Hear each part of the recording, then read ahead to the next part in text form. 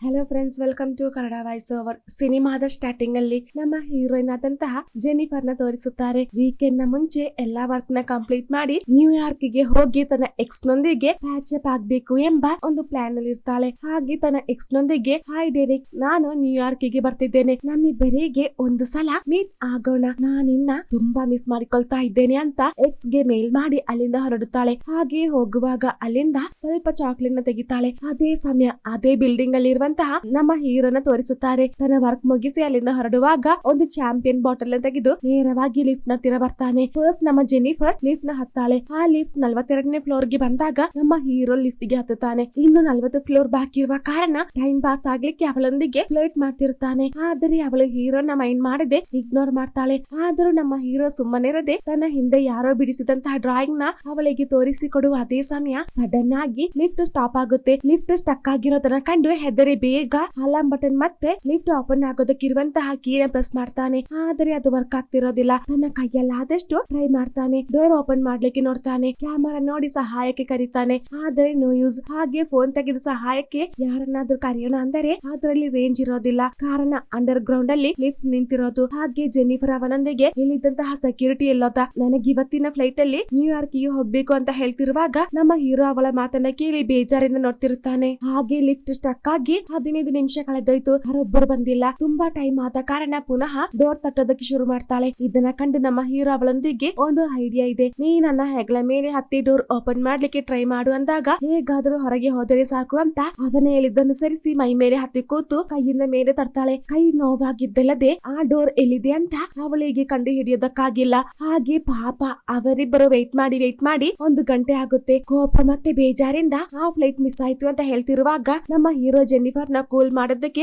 Jokes ನ ಹೇಳಿ ಸಮಾಧಾನ ಮಾಡೋದಕ್ಕೆ ಟ್ರೈ ಮಾಡ್ತಿರುತ್ತಾನೆ. ಹಾಗೆ ಅವರಿಬ್ಬರು ಪರಸ್ಪರ ಮಾತನಾಡಿ ಒಳ್ಳೆ ಫ್ರೆಂಡ್ಸ್ ಆಗ್ತಾರೆ. ಹಾಗೆ ಮಾತನಾಡ್ತಿರುವಾಗ ಜೆನ್ನಿಗೆ ದಾಹ ಆಗ್ತಿರುತ್ತೆ. ಅವಳೊಂದಿಗೆ ನೀರಿಲ್ಲ ಎಂದು ತಿಳಿದು ನಮ್ಮ ಹೀರೋ ಅವನ ಬಾಟಲ್ ನ ಕೊಟ್ಟಾಗ ನಮ್ಮ ಜೆನ್ನಿ ತಮಾಷೆಗೆ ಬೇಕಿದ್ದರೆ ನಮಗೆ ಆ ನಿನ್ನ ವೈನ್ ಬಾಟಲ್ ನ ಓಪನ್ ಮಾಡಿ ಕುಡಿಯೋಣ ಅಂತ ಹೇಳಿ ತನ್ನ ಕೈಯಲ್ಲಿದ್ದಂತಹ ಸ್ವಲ್ಪ ಚಾಕ್ಲೇಟ್ ನ ಅವನಿಗೆ ಕೊಡ್ತಾನೆ. ಕೊಟ್ಟ ನಂತರ ಸ್ವಲ್ಪ ತಿಂದರೆ ಸಾಕು, ಒಂದು ವೇಳೆ ನಾವಿಬ್ಬರು ಈ ವೀಕೆಂಡ್ ಇದೇ ಲಿಫ್ಟ್ ಅಲ್ಲಿ ಇರಬೇಕಾಗುತ್ತೆ ಅಂದಾಗ ಓಕೆ ಅಂತ ನಮ್ಮ ಹೀರೋ ಹೇಳ್ತಾನೆ. ಲಿಫ್ಟ್ ಸ್ಟಕ್ ಆಗಿ 4 ಗಂಟೆ ಆಗೋಯ್ತು. ನಮ್ಮ ಜೆನಿಫರ್ ಗೆ ಏನೋ ಒಂದಾಗ್ತಿರುತ್ತೆ. ಆ ಕಡೆ ಈ ಕಡೆ ತಿರುಗಿ ಮಲಗ್ತಾಳೆ. ಎದ್ದು ಕೂರ್ತಾಳೆ. ಹಾಗೆ ಎದ್ದು ಕೂತು ಅವನೊಂದಿಗೆ ನನಗೆ ಅರ್ಜೆಂಟ್ ಆಗಿ ಯೂರಿನ್ ಪಾಸ್ ಮಾಡ್ಬೇಕು, ನೀವಿರುವ ಕಾರಣ ನನಗೆ ಯೂರಿನ್ ಪಾಸ್ ಮಾಡ್ಲಿಕ್ಕೆ ಆಗ್ತಿಲ್ಲ ಅಂದಾಗ ನಮ್ಮ ಹೀರೋ ಕಾಮಾಗಿ ಅವಳೊಂದಿಗೆ ಇದಾ ವಿಷಯ, ಸರಿ ಬಿಡು, ನನ್ನ ಕೋಟ್ ತಗೋ, ಆ ಕಾರ್ನರ್ ಗೆ ಹೋಗು, ನಾನು ತಿರುಗಿ ನಿಲ್ತೇನೆ ಅಂದಾಗ ಬೇಡ ಅಂತ ಜೆನಿಫರ್ ಹೇಳಿದಾಗ ಹಾಗಿದ್ದರೆ ನಿನ್ನ ಥರ್ಮೋಪ್ಲಾಸ್ಟ್ ನ ಯೂಸ್ ಮಾಡು ಅಂತ ಹೇಳ್ತಾನೆ. ತಿರುಗಿ ನಿಂತು ಕಿವಿ ಮುಚ್ಚು, ಹಾಡನ್ನ ಹಾಡು ಅಂತ ಹೇಳಿ ಬೇಗ ಯೂರಿನ್ ಪಾಸ್ ಮಾಡ್ತಾಳೆ. ಹಾಗೆ ಅವರಿಬ್ಬರು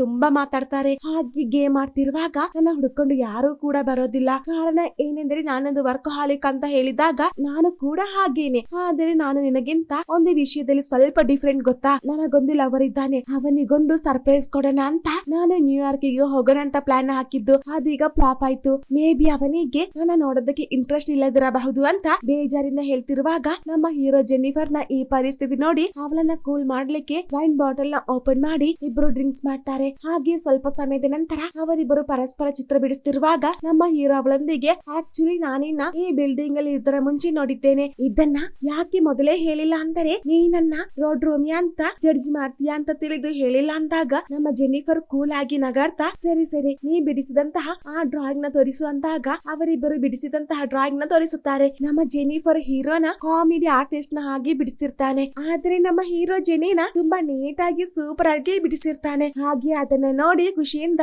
ಆ ಡ್ರಾಯಿಂಗ್ ನ ತೆಗೆದು ನಾನಿಲ್ಲಿಂದ ಜೀವಂತವಾಗಿ ಹೊರ ಹೋದರೆ ನಾನಿದನ್ನ ನನ್ನ ಪ್ರೊಫೈಲ್ ಪಿಕ್ಚರ್ ಆಗಿ ಇಡ್ತೇನೆ ಅಂತ ಅವನೊಂದಿಗೆ ಹೇಳ್ತಾಳೆ. ಹಾಗೆ ಅವರಿಬ್ಬರು ಮಾತಾಡ್ತಿರುವಾಗ ನಮ್ಮ ಹೀರೋ ಫುಡ್ ನ ಕುರಿತು ಹೇಳಿದಾಗ ಫುಡ್ ನ ಕುರಿತು ಈಗ ಜಾಸ್ತಿ ಮಾತಾಡ್ಬೇಡ, ನನಗೆ ತುಂಬಾ ಹೊಟ್ಟೆ ಹಸಿವಾಗ್ತಿದೆ, ನಮ್ಮಿಬ್ಬರಿಗೆ ಸೆಕ್ಸ್ ರಿಲೇಟೆಡ್ ಆಗಿರುವಂತಹ ಟಾಪಿಕ್ ನ ಮಾತನಾಡೋಣ ಅಂತ ಹೇಳಿ ಫೋನ್ ಕ್ಯಾಮರಾ ಆನ್ ಮಾಡಿ, ಹಲೋ ಮಿಸ್ಟರ್, ನೀವು ಸೆಕ್ಸ್ ಮಾಡಿದಂತಹ ಜಾಗದಲ್ಲಿ ಯಾವ ಜಾಗ ತುಂಬಾ ಗಲೀಜಾಗಿತ್ತು ಎಂದು ಕೇಳಿದಾಗ ನಮ್ಮ ಹೀರೋ ನಾಚಿಕೆಯಾಗಿ ಕೂತಿರೋದನ್ನ ಕಂಡು ಓಕೆ ನಾನೇ ಫಸ್ಟ್ ಹೇಳ್ತೇನೆ, ಕಾಲೇಜಲ್ಲಿ ಇರುವಾಗ ನಾನು ನನ್ನ ಎಕ್ಸ್ ಬಾಯ್ ಫ್ರೆಂಡ್ ನೊಂದಿಗೆ ಒಂದು ದಿನ ಪೂರ್ತಿ ಲೈಬ್ರರಿಯಲ್ಲಿ ಟೈಮ್ ನ ಸ್ಪೆಂಡ್ ಮಾಡಿದ್ದೆ ಅಂದಾಗ ನಮ್ಮ ಹೀರೋಗೆ ಅವನ ಎಕ್ಸ್ಪೀರಿಯನ್ಸ್ ನ ಹೇಳೋದಕ್ಕೆ ನಾಚಿಕೆ ಆಗ್ತಿರುತ್ತೆ. ಹಾಗೆ ಕೊನೆಗೆ ಅವಳೊಂದಿಗೆ ನನಗೆ ಆ ತರಹದ ಇಂಟ್ರೆಸ್ಟಿಂಗ್ ವಿಷಯ ಇಲ್ಲಿ ತನಕ ನಡೆದಿಲ್ಲ ಅಂತ ಹೇಳಿದಾಗ ಹಾಗಿದ್ರೆ ನೀನೇ ಒಂದು ಸ್ಟೋರಿನ ಕ್ರಿಯೇಟ್ ಮಾಡಿ ಹೇಳು ಅಂದಾಗ ಓಕೆ. ಒಂದು ದಿನ ಆಫೀಸ್ ಇಂದ ಎಲ್ಲರೂ ಒಂದು ಸೂಪರ್ ಆದಂತಹ ಜಾಗಕ್ಕೆ ಪಿಕ್ನಿಕ್ ಹೋದ್ರು. ಆ ಜಾಗದಲ್ಲಿ ಸುಂದರಿಯಾದಂತಹ ಒಂದು ಹುಡುಗಿಗೆ ನನ್ ಮೇಲೆ ಮೇಲೆ ಕ್ರಶ್ ಆಗುತ್ತೆ. ಹಾಗೆ ನಾವಿಬ್ರು ಕಾರಲ್ಲಿ ಹೋಗ್ತಿರುವಾಗ ಅಂತ ಹೇಳಿ ಪುನಃ ಅವನು ಒಂಥರ ನಾಚಿಕೆಯಿಂದ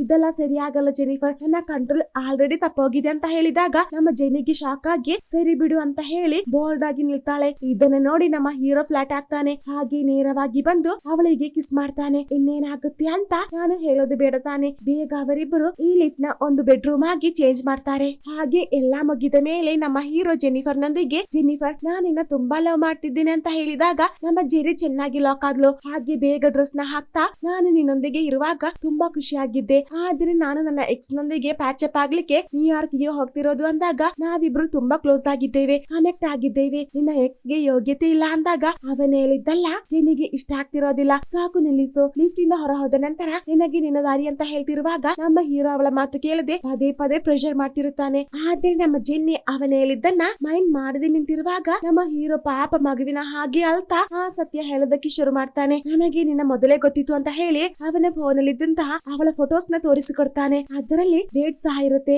ಯಾವಾಗ ಆ ಪಿಕ್ಚರ್ ನ ತೆಗೆದಿದ್ದು ಅಂತ. ನೀನು ಈ ಲಿಫ್ಟ್ ಗೆ ಹತ್ತುವ ಮುಂಚೆ ತೆಗೆದಂತಹ ಆ ವಿಡಿಯೋ ಸಹ ನನ್ನ ಹತ್ತಿರ ಇದೆ ಅಂತ ಅದನ್ನ ತೋರಿಸಿದಾಗ ಇವನು ರೋಮಿಯೋ ಅಲ್ಲ, ಪಾಗಲ್ ಪ್ರೇಮಿ ಅಂತ ಅವಳಿಗೆ ಗೊತ್ತಾಗುತ್ತೆ. ನಾನಿಮ್ಮನ್ನ ಇದರ ಮುಂಚೆ ಎಲ್ಲೂ ನೋಡಿಲ್ಲ ಅಂದಾಗ ಪಾಪ ಬೇಜಾರಿಂದ ಲಿಫ್ಟ್ ಗೆ ಗುದ್ದಿ, ಎಷ್ಟೇ ಆದರೂ ಈ ಸೆಕ್ಯೂರಿಟಿ ಗಾರ್ಡ್ ನ ಯಾರೊಬ್ರು ಮೈಂಡ್ ಮಾಡಲ್ಲ. ಪ್ರತಿದಿನ ಫ್ರೆಂಡ್ ಡೆಸ್ಕ್ ಅಲ್ಲಿ ಕುಳಿತು ನಾನಿನ್ನ ನೋಡ್ತಿರುತ್ತೇನೆ. ನಿನ್ನ ಎಕ್ಸ್ ಗಿಂತ ನನಗೆ ನಿನ್ನ ಚೆನ್ನಾಗಿ ಗೊತ್ತು.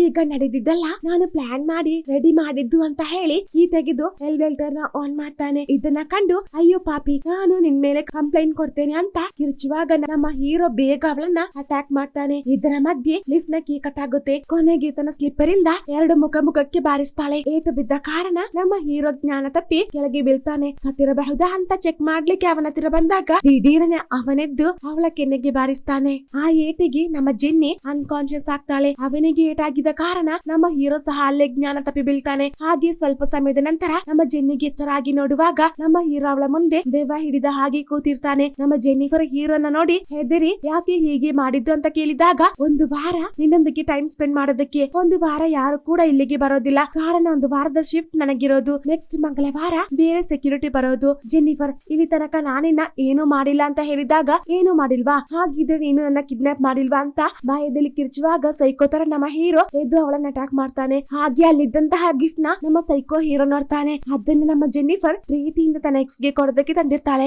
ಅದರಲ್ಲಿದ್ದಂತಹ ಶರ್ಟ್ ನ ಅವನ ಹಾಕಿ ಬಾಕಿ ಇರುವಂತಹ ಗಿಫ್ಟ್ ನ ಅವಳ ಕೈಯಿಂದ ಓಪನ್ ಮಾಡ್ಲಿಕ್ಕೆ ಹೇಳ್ತಾನೆ. ಅದರಲ್ಲಿ ಒಂದು ಸಿಗರೇಟ್ ಮತ್ತೆ ಅದನ್ನ ಕಟ್ ಮಾಡುವಂತಹ ಒಂದು ಕತ್ತರಿ ಮತ್ತೆ ಒಂದು ಲೈಟರ್ ಇರುತ್ತೆ. ಹಾಗೆ ಆ ಸಿಗರೇಟ್ ನ ಯೂಸ್ ಮಾಡ್ತಾ, ಸಾರಿ ಜೆನ್ನಿಫರ್, ನಾನು ಇನ್ನೊಂದಿಗೆ ಹಾಗೆ ಮಾಡಿದ್ದಕ್ಕೆ ಸಾರಿ, ನನಗೊಂದು ಚಾನ್ಸ್ ಕೊಡು ಅಂತ ಹೇಳಿ ಆ ಲಿಫ್ಟ್ ಅಲ್ಲಿ ಪ್ಲೇ ಆಗ್ತಿರುವಂತಹ ಆಡ್ ನ ನೋಡಿ, ಒಂದು ದಿನ ಈ ಆಡ್ ಅಲ್ಲಿ ಪ್ಲೇ ಆಗುವಂತಹ ಆ ರೆಸಾರ್ಟ್ ಗೆ ನಾನಿನ್ನ ಕರೆದುಕೊಂಡು ಹೋಗ್ತೇನೆ ಅಂತ ಹೇಳ್ತಿರುವಾಗ ನಮ್ಮ ಜೆನ್ನಿಫರ್ ರಿಯಾಕ್ಟ್ ಮಾಡದೆ ಹಾಗೆ ಸುಮ್ಮನೆ ಕೂತಿರ್ತಾಳೆ. ಹಾಗೆ ನಮ್ಮ ಸೈಕೋ ಆ ಲಿಫ್ಟ್ ಅಲ್ಲಿ ಆ ಕಡೆ ಈ ಕಡೆ ನಡೀತಾನೆ. ಹಾಗೆ ಮೇಲೆ ನೋಡಿ ಈ ಸೀಲಿಂಗ್ ನ ಲೈಟ್ ಅನ್ನ ಹೊಡೆಸಿದರೆ ಹೊರಗೆ ಹೋಗಬಹುದು ಅಂತ ಹೇಳಿ ಅವಳ ಪ್ಲಾಸ್ಕ್ ಇಂದ ಅದನ್ನ ಹೊಡೆಸಿ ಒಂದು ಪ್ಯಾಸೇಜ್ ನ ರೆಡಿ ಮಾಡಿ ಕೊಡ್ತಾನೆ. ಇದನ್ನ ನೋಡಿ ಖುಷಿಯಿಂದ ಅವಳು ಪಾಪ ಅವನ ಹತ್ರ ಬಂದು ನಿಂತಾಗ, ಜೆನ್ನಿಫರ್, ನೀನನ್ನ ಮೇಲೆ ಹೋಗೋದಕ್ಕೆ ಹೆಲ್ಪ್ ಮಾಡಿದ್ರೆ ನಾನಿನ್ನ ಖಂಡಿತ ಇಲ್ಲಿಂದ ಕಾಪಾಡ್ತೇನೆ ಅಂದಾಗ, ನಿನ್ನ ಎತ್ತುವಷ್ಟು ಶಕ್ತಿ ನನಗಿಲ್ಲ, ಅದರಿಂದ ನಾನು ಮೊದಲು ಇಲ್ಲಿಂದ ಹೊರಗೆ ಹೋಗಿ ನಿನ್ನ ಕಾಪಾಡ್ತೇನೆ ಅಂದಾಗ ಸೈಕೋಗೆ ಅವಳ ಮೇಲೆ ಒಂದು ಚೂರು ನಂಬಿಕೆ ಇರಲ್ಲ.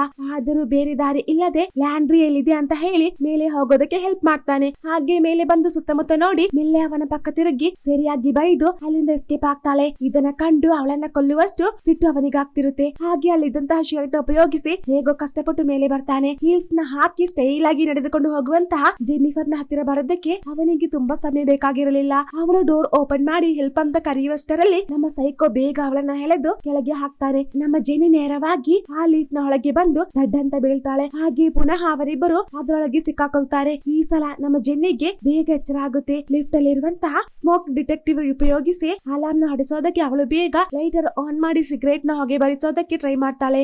ಆದ್ರೆ ಅದು ಫ್ಲಾಪ್ ಆಗುತ್ತೆ. ನಂತರ ಸ್ವಲ್ಪ ಪೇಪರ್ ಗೆ ಬೆಂಕಿ ಕೊಟ್ಟು ಹೊಗೆ ಬೀಸ್ತಾಳೆ. ಅಷ್ಟರಲ್ಲಿ ನಮ್ಮ ಸೈಕೋ ಎದ್ದು ಮೆಲ್ಲೆ ಅವಳ ಹತ್ತಿರ ಬರ್ತಿರುವಾಗ ಹೀಲ್ ಸ್ಲಿಪ್ಪರ್ ಇಂದ ಪುನಃ ರಪ್ ರಪ್ ಅಂತ ಅವನ ಕೆನ್ನೆಗೆ ಬಾರಿಸ್ತಾಳೆ. ಹಾಗೆ ಸಿಕ್ಕಿದ್ದೆ ಚಾನ್ಸ್ ಅಂತ ಕಟಿ ಹಾಕ್ತಿರುವಾಗ, ಜೆನ್ನಿ ನೀನು ಲೂಸಾ, ಆ ಫೈರ್ ಅಲಾರ್ಮ್ ವರ್ಕ್ ಆಗಲ್ಲ, ನೀರು ಬಿದ್ದರೆ ಶಾಕ್ ಕಡೆದು ನಾವಿಬ್ರು ಇಲ್ಲೇ ಸತ್ತೋಗ್ತೀವಿ ಅಂತ ಹೇಳ್ತಿರುವಾಗ ಬೇರೆ ದಾರಿ ಇಲ್ಲದೆ ಬೇಕಾದನ್ನ ಕಿಡಿಸ್ತಾಳೆ. ಹಾಗೆ ನಮ್ಮ ಜೆನ್ನಿಫರ್ ಆ ಸೈಕೋನ ಟಾರ್ಚರ್ ಮಾಡಿ ನಡೆದಿದ್ದೆಲ್ಲ ಹೇಳ್ಬೇಕು ಅಂತ ಹೇಳಿ ಅವನ ಹೇಳಿದ್ದನ್ನೆಲ್ಲ ಫೋನ್ ಅಲ್ಲಿ ರೆಕಾರ್ಡ್ ಮಾಡ್ತಾಳೆ. ನಂತರ ತನಗೆ ಆದಂತಹ ಕೆಟ್ಟ ಅನುಭವಗಳನ್ನ ರೆಕಾರ್ಡ್ ಮಾಡ್ತಿರುವಾಗ ಅವನ ರಿಯಲ್ ನೇಮ್ ಜಾನ್ ಅಂತ ಹೇಳಿ ಬೇಕಂತಾನೆ ಆ ಲಿಫ್ಟ್ ನ ಲಾಕ್ ಮಾಡಿದ್ದು ಅಂತ ಹೇಳ್ತಿರುತ್ತಾನೆ. ಜೆನಿ ಹೇಳಿದಂತಹ ಎಲ್ಲಾ ಪ್ರಶ್ನೆಗಳಿಗೆ ತುಂಬಾ ನೀಟಾಗಿ ಒಳ್ಳೆ ಸ್ಟೂಡೆಂಟ್ಸ್ ನ ಹಾಗೆ ಉತ್ತರ ಕೊಟ್ಟಿರುತ್ತಾನೆ. ನಿನ್ನೊಂದಿಗೆ ಸ್ವಲ್ಪ ಹೊತ್ತು ಟೈಮ್ ನ ಸ್ಪೆಂಡ್ ಮಾಡ್ಲಿಕ್ಕೆ ನಾನು ಹೀಗೆ ಮಾಡಿದ್ದು. ಡೈರೆಕ್ಟ್ ಆಗಿ ಕೇಳಿದ್ರೆ ನೀನು ಒಪ್ಪೋದಿಲ್ಲ ಅಂತ ನನಗೆ ಗೊತ್ತು. ನಾನು ಒಂದು ದೊಡ್ಡ ಕಂಪನಿಯಲ್ಲಿ ಅಕೌಂಟೆಂಟರ್ ಆಗಿ ಕೆಲಸ ಮಾಡ್ತಿದ್ದೆ. ನಾನು ನಿನ್ನೊಂದಿಗೆ ಒಂದು ಹುಡುಗಿ ಸ್ಟೋರಿ ಹೇಳಿದ್ದಲ್ವಾ, ಆ ದಿನ ಅವಳು ನನ್ನೊಂದಿಗೆ ಕಾರಲ್ಲಿ ಬಂದ್ಲು. ಆದರೆ ನನ್ನ ಬ್ಯಾಡ್ ಲಕ್, ಕಾರ್ ಆಕ್ಸಿಡೆಂಟ್ ಆಗಿ ಅವಳು ಸತ್ತೋದ್ಲು. 6 ತಿಂಗಳು ನಾನು ಜೈಲಲ್ಲಿದ್ದೆ. ಜೈಲಿಂದ ಹೊರ ಬಂದಾಗ ನನ್ನ ಕೆಲಸ ಮತ್ತೆ ನನಗಿದ್ದೆಲ್ಲ ದೂರ ಆಯ್ತು. ಬದುಕೋದಕ್ಕೆ ಬೇರೆ ದಾರಿ ಇಲ್ಲದೆ ಈ ಸೆಕ್ಯೂರಿಟಿ ಕೆಲಸ ಮಾಡ್ತಿರೋದು ಅಂತ ಬೇಜಾರಿಂದ ಹೇಳ್ತಿರುವಾಗ ನಮ್ಮ ಜೆನಿ ಅವನೊಂದಿಗೆ ರಿಯಾಕ್ಟ್ ಮಾಡದೆ ಹಾಗೆ ಸುಮ್ಮನೆ ಕೂತಿರ್ತಾಳೆ. ಹಾಗೆ ತುಂಬಾ ಟೈಮ್ ಆಗುತ್ತೆ. ಹಾಗೆ ಮಂಡೇ ಮಾರ್ನಿಂಗ್ ನ ತೋರಿಸುತ್ತಾರೆ. ಅವರಿಬ್ಬರ ಗುಡ್ ಲಕ್ ಅಂತ ಹೇಳ್ಬಹುದು. ಹೆಡ್ಡಿ ಎಂಬ ಸೆಕ್ಯೂರಿಟಿ ಗಾರ್ಡ್ ತನ್ನ ಗರ್ಲ್ ಫ್ರೆಂಡ್ ನೊಂದಿಗೆ ಆ ಸ್ಪಾಟ್ ಗೆ ಬಂದು ಜಾನ್ ಜಾನ್ ಎಂದು ತುಂಬಾ ಸಲ ಕರೆದು ನೋಡ್ತಾನೆ. ಆದ್ರೆ ನಮ್ಮ ಜಾನ್ ಅಲ್ಲಿ ಇರೋದಿಲ್ಲ. ಹಾಗೆ ಚೆಕ್ ಮಾಡ್ತಿರುವಾಗ ಅವರಿಬ್ಬರು ಆ ಲಿಫ್ಟ್ ಅಲ್ಲಿ ಸಿಕ್ಕಾಕೊಂಡಿರೋದನ್ನ ನಮ್ಮ ಹೆಡ್ಡಿ ಸಿಸಿಟಿವಿ ಮುಖಾಂತರ ನೋಡ್ತಾನೆ. ಹಾಗೆ ಬೇಗ ನಮ್ಮ ಹೆಡ್ಡಿ ಮೈಕ್ ನ ಆನ್ ಮಾಡಿ ಹೆದರಬೇಡಿ, ನಾನು ಬೇಗ ಬರ್ತೇನೆ ಅಂತ ಅವರೊಂದಿಗೆ ಹೇಳ್ತಾನೆ. ಇದನ್ನ ಕೇಳಿ ನಮ್ಮ ಜೆನಿಗೆ ತುಂಬಾ ಖುಷಿ ಆಗುತ್ತೆ. ಹಾಗೆ ಡೋರ್ ಹತ್ತಿರ ವೇಟ್ ಮಾಡ್ತಾಳೆ. ಹೆಡ್ಡಿಯ ಗರ್ಲ್ ಫ್ರೆಂಡ್ ಒಳ್ಳೆ ನಿದ್ರೆ ಮಾಡ್ತಿರ್ತಾಳೆ. ಹೆಡ್ಡಿ ಲಿಫ್ಟ್ ನ ಡೋರ್ ಓಪನ್ ಮಾಡುವಾಗ ಆ ಲಿಫ್ಟ್ ಸ್ವಲ್ಪ ಮೇಲೆ ನಿಂತಿರುತ್ತೆ. ನಮ್ಮ ಜೆರಿ ಅವನೊಂದಿಗೆ ಪರವಾಗಿಲ್ಲ ಸರ್, ನಾನು ಬರ್ತೇನೆ ಅಂದಾಗ ವೇಟ್ ಮಾಡಿ ಮೇಡಮ್, ನಾನು ಅದನ್ನ ಫುಲ್ ಆಗಿ ಓಪನ್ ಮಾಡೋದಕ್ಕೆ ಟ್ರೈ ಮಾಡ್ತೇನೆ ಅಂತ ಹೇಳಿ ಅವನಲ್ಲಿಂದ ಹೋದ ಅದೇ ಸಮಯ ನಮ್ಮ ಸೈಕೋ ಅವಳ ತಲೆ ಹಿಡಿದು ಗೋಡೆಗೆ ಗುದ್ದಿ ಕೆಳಗೆ ಹಾಕ್ತಾನೆ. ಕೀನ ತಂದು ಹೆಡ್ಡಿ ಅದನ್ನ ಜಾನ್ ಗೆ ಕೊಡ್ತಾನೆ. ನಮ್ಮ ಸೈಕೋ ಡೋರ್ ನ ಓಪನ್ ಮಾಡುವ ಹಾಗೆ ಡ್ರಾಮಾ ಮಾಡ್ತಾನೆ. ಹಾಗೆ ಪಾಪ ಏನೋ ಗೊತ್ತಿಲ್ಲದ ಹಾಗೆ ಹೆಡ್ಡಿ ಈ ಕೀ ವರ್ಕ್ ಆಗ್ತಿಲ್ಲ, ನೀನೊಮ್ಮೆ ಬಂದು ನೋಡು ಅಂತ ಹೇಳಿ ಹೆಡ್ಡಿನ ಲಿಫ್ಟ್ ಒಳಗೆ ಕರೀತಾನೆ. ಪಾಪ ನಮ್ಮ ಹೆಡ್ಡಿ ಅವನ ಮಾತು ನಂಬಿ ಆ ಲಿಫ್ಟ್ ನ ಒಳಗೆ ಹೋಗ್ತಿರುವಾಗ ನಮ್ಮ ಸೈಕೋ ಸ್ವಲ್ಪ ಮನಸಾಕ್ಷಿ ಇಲ್ಲದೆ ಲಿಫ್ಟ್ ನ ಆನ್ ಮಾಡಿ ಮೇಲೆ ಹೋಗ್ತಾನೆ. ಹಾಗೆ ನಮ್ಮ ಹೆಡ್ಡಿ 2 ಭಾಗ ಆಗಿ ಕೆಳಗೆ ಬೀಳ್ತಾನೆ. ಆ ಸೌಂಡ್ ನ ಕೇಳಿ ಎದ್ದಂತಹ ಜೆನ್ನಿಫರ್ ನ ನಮ್ಮ ಸೈಕೋ ಪುನಃ ಹೊಡೆದು ಜ್ಞಾನ ತಪ್ಪಿಸ್ತಾನೆ. ಹಾಗೆ ನಮ್ಮ ಜೋಹನ್ ಬೇಸ್ಮೆಂಟ್ ಗೆ ಜೆನ್ನಿಫರ್ ನ ಎಳೆದುಕೊಂಡು ಬಂದು ಅವನ ಕಾರ್ ಡಿಕ್ಕಿಯಲ್ಲಿ ಅವಳನ್ನ ಹಾಕ್ತಾಳೆ. ನಂತರ ಹೆಡ್ಡಿಯ ಕಟ್ಟಾದಂತಹ ಬಾಡಿ ಪಾರ್ಟ್ಸ್ ಗಳನ್ನ ಪ್ಲಾಸ್ಟಿಕ್ ಕವರ್ ಅಲ್ಲಿ ಹಾಕಿ ಅದನ್ನ ಕೆಳಗೆ ಹಾಕ್ತಾನೆ. ಹಾಗೆ ಅದೆಲ್ಲ ಕ್ಲೀನ್ ಮಾಡಿ ನಮ್ಮ ಸೈಕೋ ಫ್ರೆಶ್ ಆಗಿ ಡ್ರೆಸ್ ನ ಚೇಂಜ್ ಮಾಡಿ ಆ ಸಿಸಿಟಿವಿಯಲ್ಲಿ ರೆಕಾರ್ಡ್ ಆದಂತಹ ಫುಟೇಜ್ ನ ಡಿಲೀಟ್ ಮಾಡಿ ನಿಂತಿರುವಾಗ ಹೆಡ್ಡಿಯ ಗರ್ಲ್ ಫ್ರೆಂಡ್ ಅವನ ಹತ್ತಿರ ಬರ್ತಾಳೆ. ಪಾಪ ಹೆಡ್ಡಿಯ ಗರ್ಲ್ ಫ್ರೆಂಡ್ ನ ನಮ್ಮ ಸೈಕೋ ಅಲ್ಲೇ ಬಹಳ ಕ್ರೂರವಾಗಿ ಕೊಂದಾಕ್ತಾನೆ. ಹಾಗೆ ಕೊಂದ ನಂತರ ನಮ್ಮ ಸೈಕೋ ಜೆನ್ನಿಫರ್ ಇರುವಂತಹ ಕಾರನ್ನ ತೆಗೆದುಕೊಂಡು